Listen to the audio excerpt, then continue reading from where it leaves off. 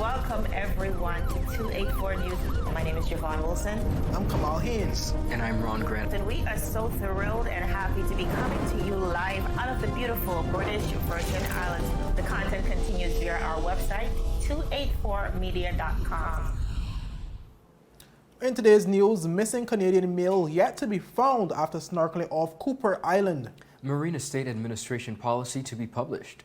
And government security officer charged in $19 million cocaine drug bust and received $80,000 bail. Unite BVI facilitates a 25K GPB donation from Necker Island guests to the Brigado Flags Educational Center, and the BVI will soon officially have national heroes following the approval of Cabinet to establish a committee to design such a criteria. All of this and so much more after word from our sponsors. You're watching 284 News. You value traditions. Today, you value music. You value education. Family. I love you.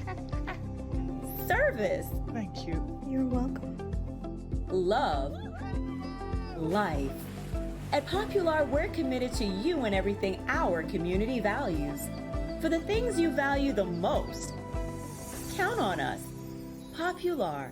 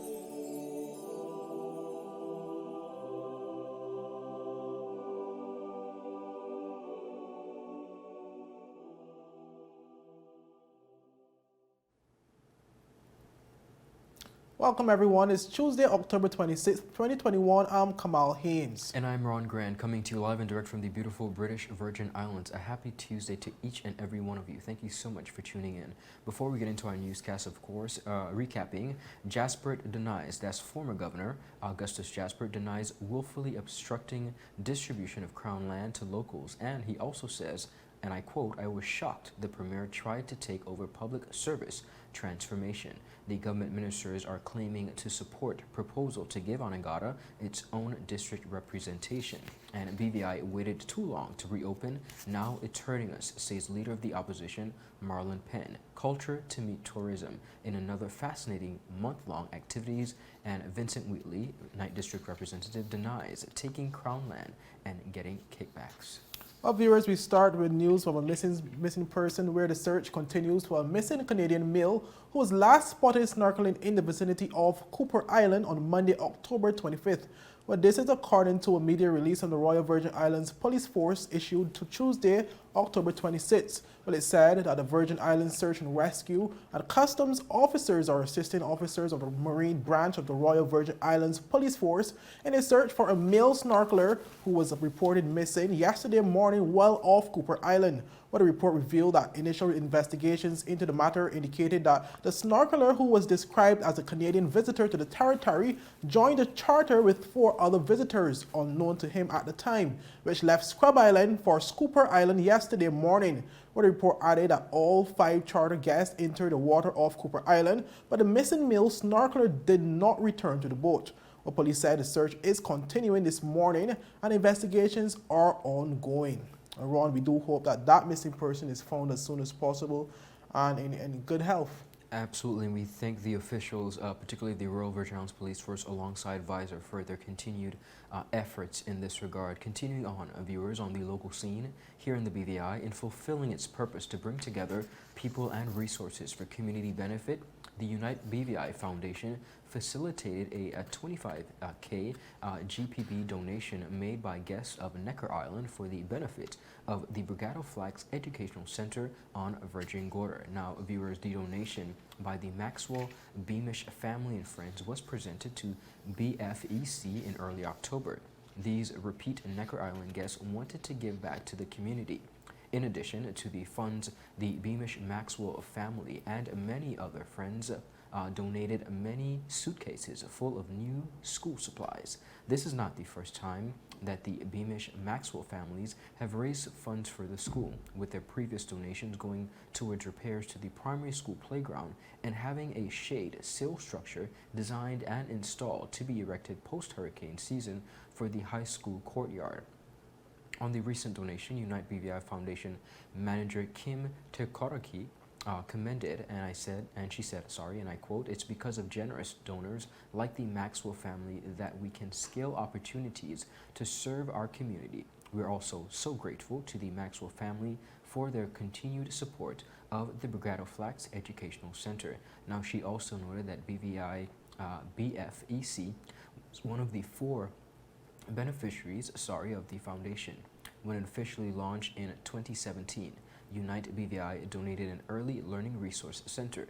The foundation manager also referenced that continued partnership with the school is symbolic of Unite BVI's overarching vision, and that is to empower generations of world changers, starting right here with BVI Youth. Now, throughout the partnership with Unite BVI, BFEC has received a number of donations, some of them including musical instruments, science equipment and computer supplies, an early learning childhood library and resource center, a new septic system and bathrooms for the high school, the rebuilding of Block A roof and structural repairs that's post-Hurricane Irma, and of course the installation of the largest solar array on a public building within the British Virgin Islands. To donate, viewers, towards youth development and education, or for more information on how to access funds for a youth project at your school or in your community, go to Unite BVI's official website.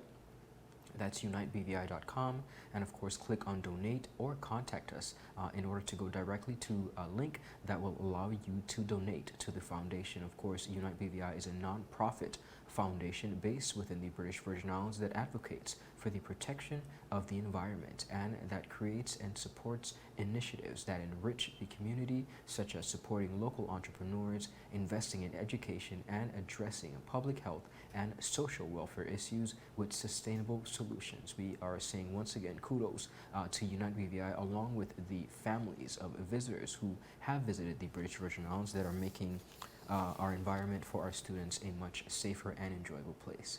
Well, viewers, just giving you an update regarding last week's major cocaine drug bust, where a government security officer who has been charged for allegedly having approximately $19 million worth of cocaine has been granted bail in the sum of $80,000. Well, he is Stacey Smith, a BVI lander who is a government security officer, and he was brought before Magistrate Kadeen Palmer on Thursday, October 21st, charged with possession of a controlled drug with the intent to supply to another. But the bail of the 43-year-old male of Hope Hill, Tortola, included a payment of $15,000 in cash and one surety. Well, according to the information presented by the prosecution during the virtual court hearing, members of the Royal Virgin Islands Police Force, after receiving a tip that Smith was in possession of cocaine, executed a search warrant at his residence. Well, upon arrival at Smith's residence, the court heard that he allegedly informed the police that he was in possession of illicit drugs, which were later found in several bags in the garage section of his residence. Or when asked to identify the contents of the bags, the prosecution said that Smith said he believed the contents to be that of cocaine. However, he allegedly told the officers that he was merely doing a favor for a friend by temporarily storing the illegal drugs at his residence, but the name of this friend was not disclosed during the proceedings. Well, Smith was subsequently arrested, and the cocaine, after being weighed, tallied about 188 kilograms with a street value of $19 million. Well, Smith, who is being represented by attorney Valerie Stevens Gordon, was not required to enter into a plea during Thursday's hearing. However, he will be expected to enter into a plea when the matter resumes on November 30th. Viewers, that was the update following last week. You know, while we did cover the story from the Royal Virgin Islands Police Force, where they just said that a large quantity of cocaine was found, but they didn't reveal that facts of the quality, the quantity and the amount of, in terms of the value, which was later revealed during Thursday's court hearing. Of course, as well as the identity. Viewers, up next, the BVI will soon officially have a National Heroes following the approval of Cabinet to establish a committee to design a criteria and, of course, a Pheonix Entertainment to host a lights for this Christmas. We are so excited to cover this story. And of course, we're excited to begin the Christmas season. We're bringing that in with you, of course, with our first Christmas story. All this and so much more after a word from our sponsors. You're watching 284 News. Is business slow? Cash flow down? Hosting an upcoming event? We can help. Advertise with 284 Media and take your business or event to the next level by enhancing your present marketing and messaging strategies. Allow our team of experts to create a personalized ad that sets your business apart from all the rest. This could be your business or event. So, what are you waiting for? Contact our marketing team at 284media@cctbvi.com. Advertising with us works. Well, the British Virgin Islands will soon officially have national heroes following the approval of a cabinet to appoint a management committee to design a criteria for designating such persons. Well, this was revealed by Minister for Culture, Dr. Natalia Wheatley, during a radio broadcast recently, where he said that this move will complement the recent decision to establish a Heroes and Forefathers Day holiday, which was celebrated on Monday, October 18th. Cabinet appointed a management committee that would come up for criteria for designating what we will refer to as national heroes, which will be an exclusive group of individuals who've done phenomenal feats that help to change the trajectory of the Virgin Islands to where it is today. And we'll also come up with a proposed list of national heroes along with appropriate ways to honor these heroes. Now, Well, Dr. Wheatley also said that there will be a drafting of a projected list of national heroes, which will be brought before the House of Assembly once approved by Cabinet. Now, we will be taking forward a proposal from Cabinet or back to Cabinet so Cabinet can officially designate national heroes. And we propose to take these national heroes into the House of Assembly, where we'll pass a resolution and we'll have national heroes for the entire Virgin Islands, where we can teach our children in the education system who our national heroes are. And of course, we'll also have various ways of honoring persons in the Virgin Islands who've made significant contributions in different areas, whether teachers, nurses or midwives, great sports persons, great musicians. We'll also have those regular celebrations every year. So this is Well, viewers, Dr. Wheatley, who is also the Minister of Education, justified why such a move is critical to the territory, while stating that it will help to constantly remind those and re-educate persons on how far the BVI has come to where it is now. So this is something that's going to help develop a much stronger Virgin Islands identity, which is needed now more than ever because, of course, the Virgin Islands is under attack. And if we don't pull together, if we don't learn our history, we'll be doomed to repeat it. Because our foreparents fought for, progress.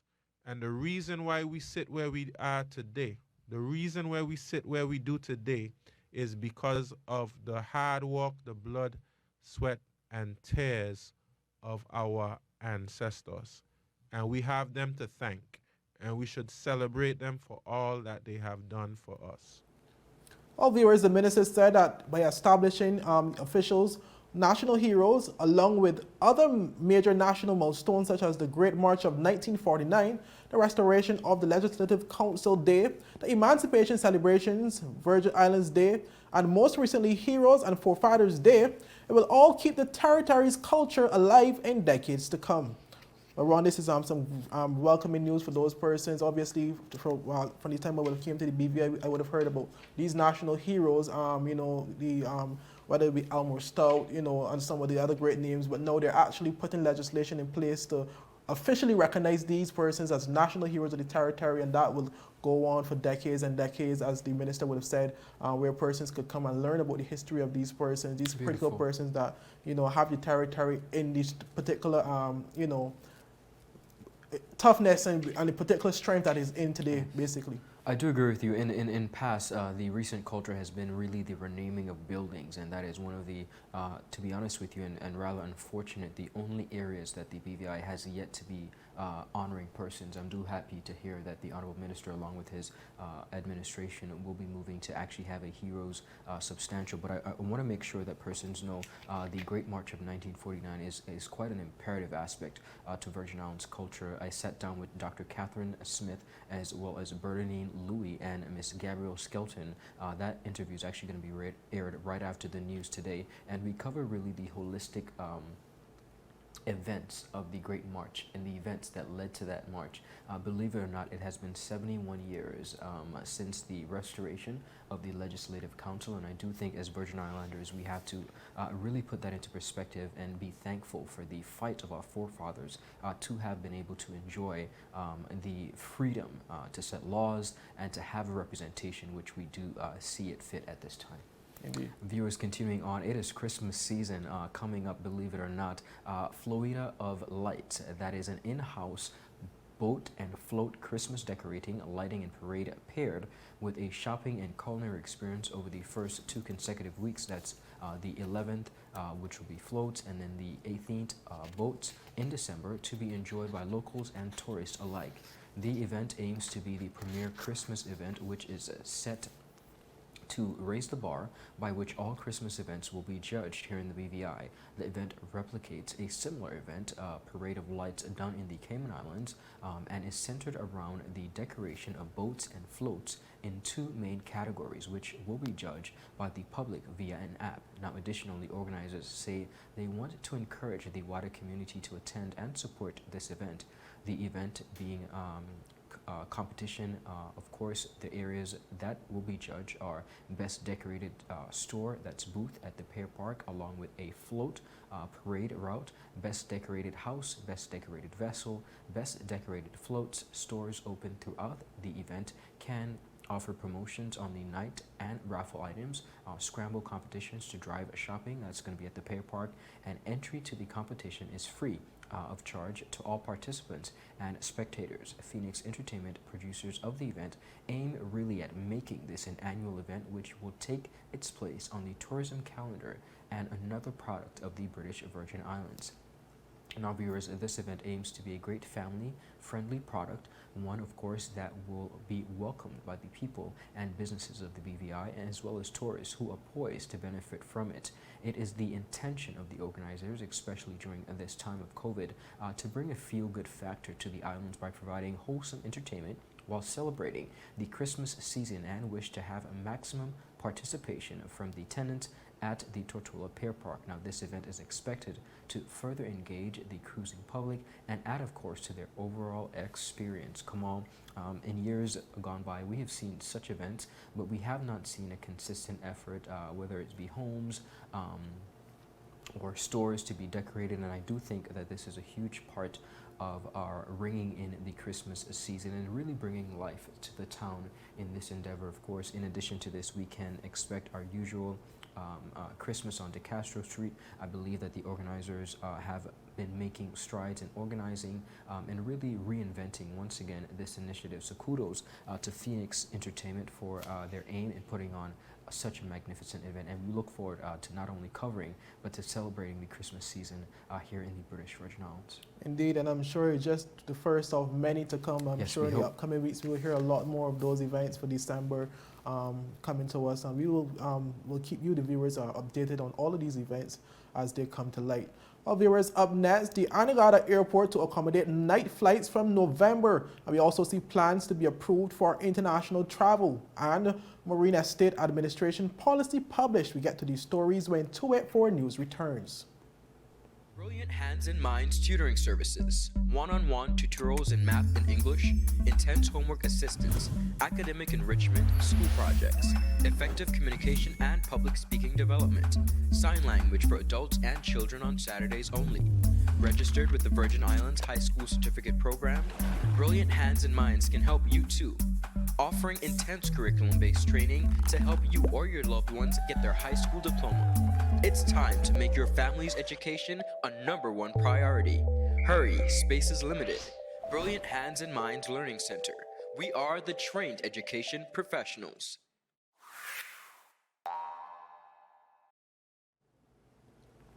Well, thank you for sticking with us, viewers. Well, government is aiming to have the commencement of night flights to the Auguste George Airport in Anegada by November 1st. Well, Premier and Minister of Tourism Andrew Foy made that comment during a recent radio broadcast where he also disclosed plans to reopen the Anegada Airport for international flights. Well, he said this goal will be achieved once all the necessary systems are up and running, stating that the relevant authorities are working feverishly to meet the intended deadlines.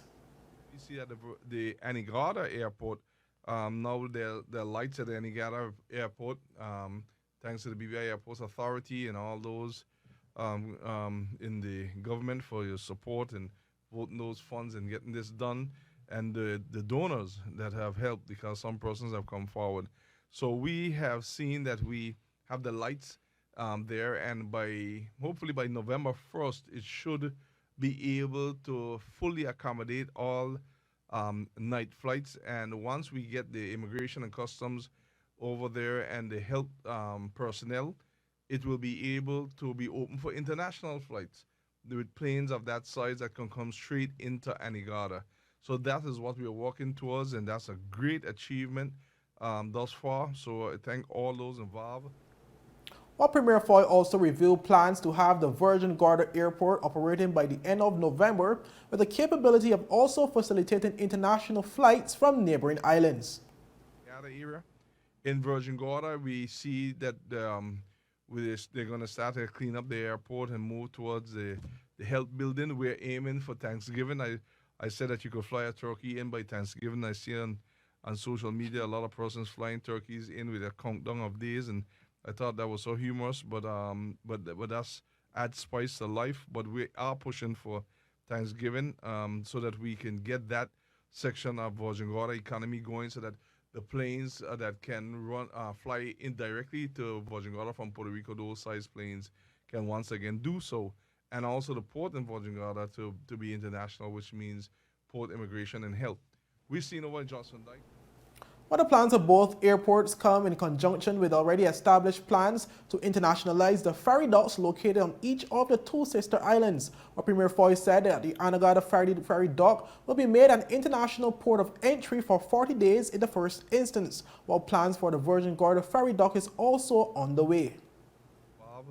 And we also see in Anegada where we're making the port. You're going to see some more movement over there to make it an international port for a little while, just for the international travelers that are fully vaccinated.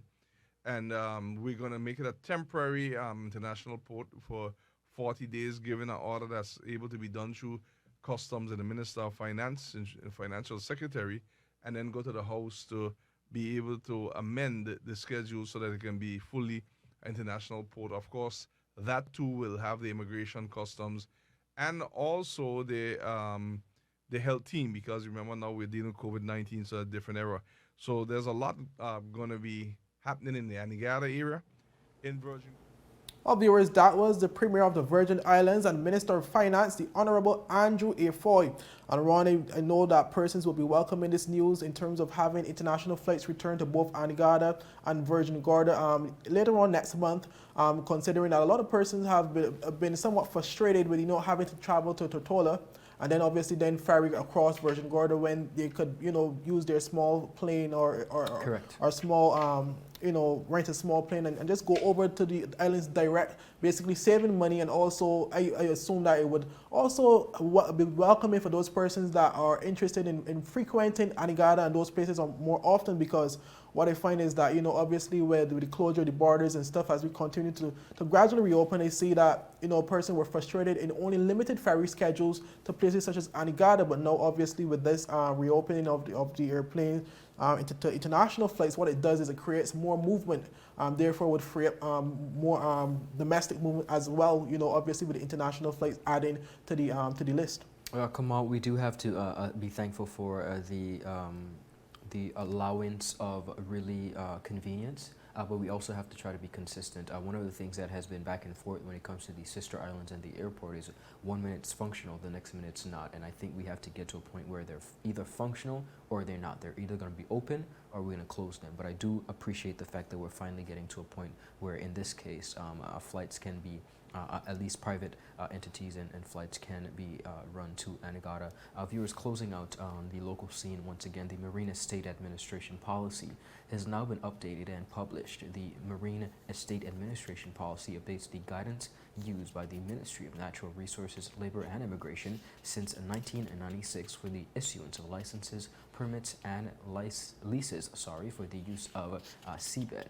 Minister for Natural Resources, Labor and Immigration, the Honorable Vincent Wheatley, said, and I quote, "The updating of this policy is crucial to achieving our goal of sustainable development within the territory. The balance," he said, "between resource management, economic, and ecological development should go hand in hand. This policy greatly aids us in this regard."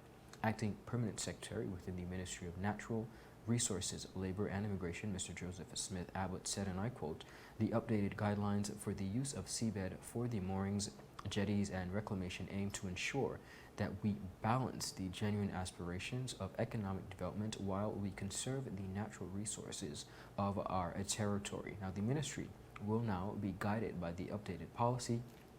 The policy, of course, is founded on 4 main values, which are equity, balance, fairness, and transparency. Again, those values are equity, balance, fairness, and transparency. The principle of equity aims, of course, to ensure that future generations can inherit a clean and healthy environment that is not harmful to their health. In making decisions, a balance is sought to ensure that those natural resources are maintained at an ecologically sustainable level while promoting a justifiable economic and social development. Objectives of fairness aim to really ensure that all stakeholders adhere to the principle and procedures as stated within the policy, and that is transparency addresses all aspects of decision making with clear and consistent guidelines and ongoing administration of the marine estate. The guidelines should guide the public regarding how applications for use of the seabed will be considered. Now, the Marine Estate Administration policy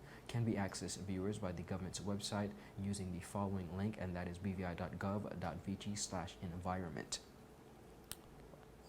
Aaron, I believe obviously this news comes, as the territory, as we said, reopened and welcomes more vessels to the territory, and it's critical to know exactly how, in terms of how the seabeds should be used, because obviously that is a natural resource, and it is limited in its sense that once it's Correct. destroyed, it could ultimately affect the territory, whether it be, once those such as things as seabed and reefs, etc., are damaged. What it does is it runs the natural ecosystem with the fish and stuff, and obviously it erodes those areas that help to protect from tropical storms and stuff.